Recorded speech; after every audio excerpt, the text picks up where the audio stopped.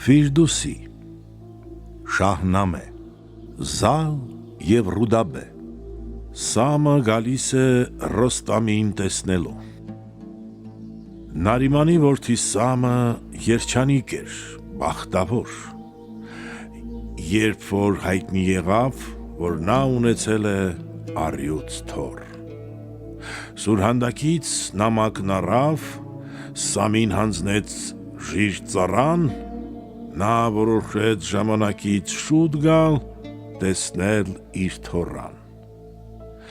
Նշանակեց փոխարինող մի անվանի զորապետ, Զաբուլիստան տանող ճամփան նա դարձրեց մեծ շքերթ։ Անհուսերը և կարոտը դեպի որդին էր ձգտում, Զաբուլիստան տանող ճամփան նրան պահեց մշտարթուն։ Նորից լսվեց թմբկահարի բամբ ու բամբյուն, երգ ու ծափ, սմբակների տրոփյուն ու ոտքերի զարկ համաչափ։ Դիմավորման համար եկան Մեհրաբը և Զալը մեծ և Ռոստամին տարան նույնպես իր դղյակից երկնամերձ։ Շքախումբը մարտազեն էր, ինչպես ամուր մի պողպատ, վահանների միաշարքից առաջացավ ամուր պատ։ Թե փղերի բղբղոց էր, թե ձիերի վրնջոց, թե ամբոխի տագնապահար, շփոթահար գոռգոռոց։ Շքահերթի առջևից մի փիղ էր քայլում մարտական, նրա մեջքին արքայական մի ոսկեծուփ աթոռ կար։ Դիմավորման համար նրանք տանում էին Ռոստամին, գեղեցկությամբ ու հասակով նման էր նա դեստանին։ Նա կապել էր ոսկեգոտի, գլխին դրել սաղավարտ, ձեռքին ուներ թուր ու ահան, փահլևանի պես անպարտ։ Հզոր Սամը, երբ որ տեսավ դեստան Զալին ու թոռան, անջատվեց իր զորախմբից, արագ նրանց մոտ եկավ։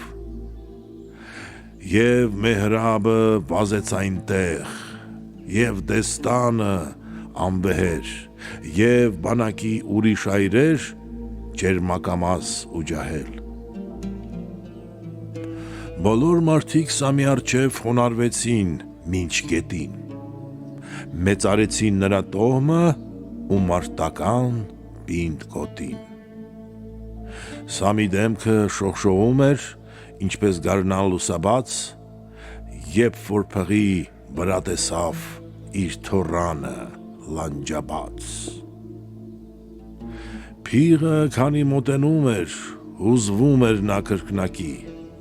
սիրտը այնպես էր տրոփում, կարծես ահա պիտի պայթի։ Նա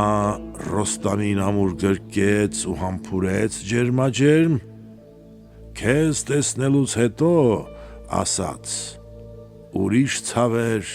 ես չունեմ։ Իսկ Ռոստամը պապի առջև ծնկի իջավ և ասաց. Փառքդ մեծ է,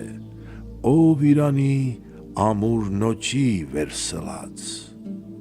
Դու վիթխարի պատ ես, իսկ ես ստվեր չնչինքոսյան։ Ես չեմ ծնվել, որ գովերքեն, փառաբանեն ինձ միայն։ Սաղավարտ է պետք հիմա ինձ և երիվար ոսկեթամբ, և ծանր գուրս, վերտ ու վահան, ռազմիկ օդի ամրակապ։ Պատրաստ եմ ես խորտակելու ոսոխներին չարածին, որ բարձրանա Մանուչեհր շահի փառքը մինչ լուսին։ Իմ պատկերը տեսնում եմ ես քո դեմքի մեջ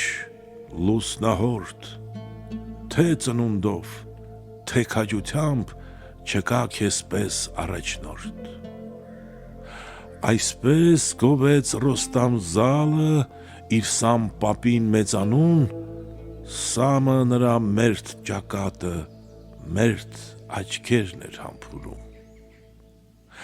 Եվ Ղորաբի մասին նրանք խոսք բացեցին երկուստեք, Ռոստամ զալը այդքան ուրախ պահ չէր տեսել դեռ երբեք։ Ապարանքում շողշողում էր մի գահաթոռ ոսկեզոծ, զինվոր մարդիկ կոնծում էին այրերի հետ բազմահոծ։ Հանդիպումի մեկ ամիսը խնջույքներով վերջացավ, սակայն այդ էլ բավական էր,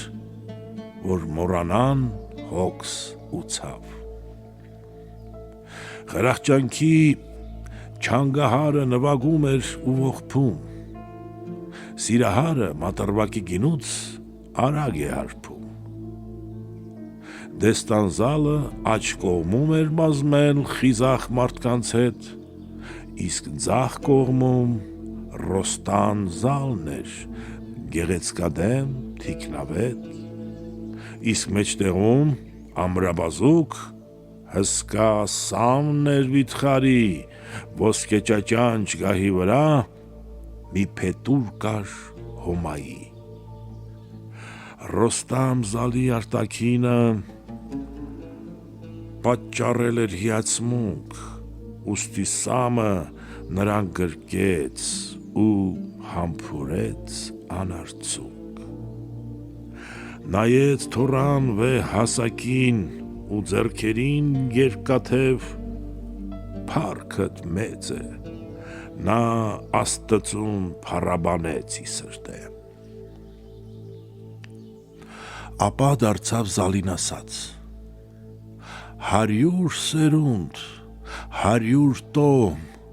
մեզնից առաջ, դեռ ավելին, ապ ու պապից էլ այն կողմ, չի եղել մի այր փահլևան, որ շպրտի իր որդուն, որ հրաշքով որդին ապրի, վերադառնա նորից տուն։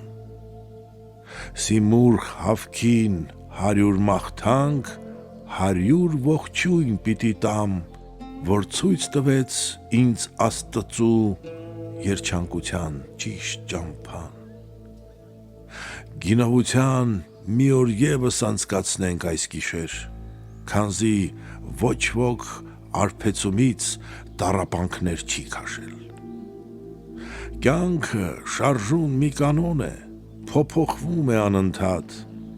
մեկը մեռնում, մեկն է ծնվում այս հարատև երկնի տակ։ Մատռվակը գինի բերեց, գովերքեցին Ռոստամին, մեծարեցին Դեստան զալին ու փահլևան քաջ Սամին։ Մեհրաբ արքան կոնծեց այնքան, որ կորցրեց ինքն իրեն, և արտահերթ սրախոսեց, որ խնջույքում ծիծաղ են։ Ոչ մի քաջից ես վախ չունեմ, ով ուզում է թող մոտ գա, ինչ է Սամը, կամ թե զալը, կամ թե շահը ոսկեգա։ Ես թուր ունեմ և երիվար, նմանվում են աշանթի, ինձ Ռոստամից բացի ոչ ոք մենամարտում չի հաղթի։ Նա աշխարհը քամուն կտա ու հավատը զոհակի, նրան կօգնի իր նժույգը, որ Իրանը ազատի։ Այս խոսքերը ասացի ես խրախճանքի թեժ պահին, Քեյ Կոբադի հզոր թուրը տալիս եմ քաջ Ռոստամին։ Հարբած մարդու խոսքեր էր այդ, որ խնջույքում նա ասաց, ծիծաղեցին զալն ու Սամը և Ռոստամը լանջաբաց։